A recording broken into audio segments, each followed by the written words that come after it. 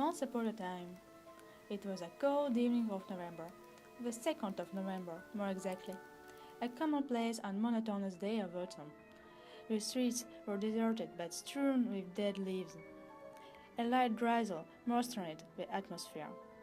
Everything was the best in the best of all possible worlds. No funny scoop, no spicy news, no scandalous disclosure. Exceptionally, the television news ended 30 minutes before, followed by a captivating gardening documentary of a seeding. The little seed needs sun and water to grow and to become a beautiful flower. Everyone was watching the television and sipping a cup of tea wrapped in a thick blanket. Nevertheless, on the 2nd of November, around 6 p.m., something happened in an old house, a strange event which was going to change the world. Well, maybe it's a little exaggerated, isn't it?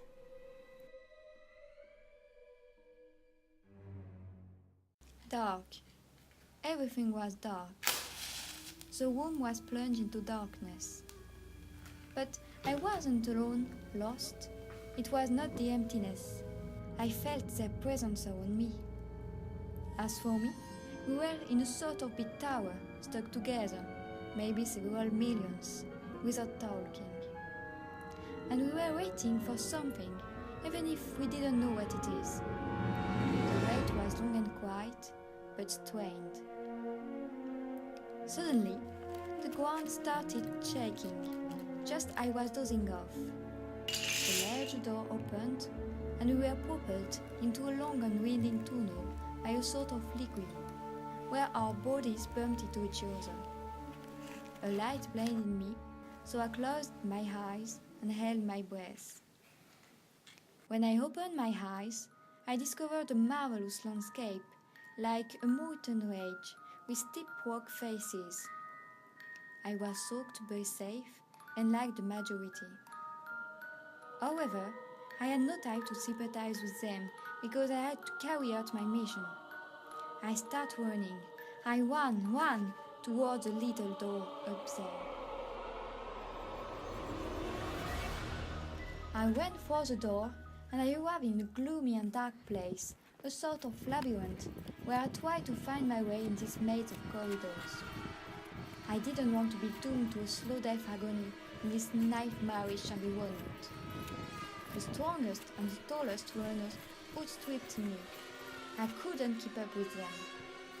The weakest fell down and they didn't stand up. They stopped and they didn't set off again.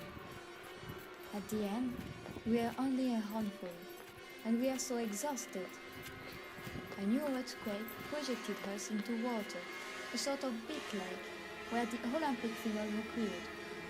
I swam across the lake with strength. In fact, I had to watch the golden circle, my middle, the moon, the sun. I detected a small opening. I thought I was the first one, the winner, and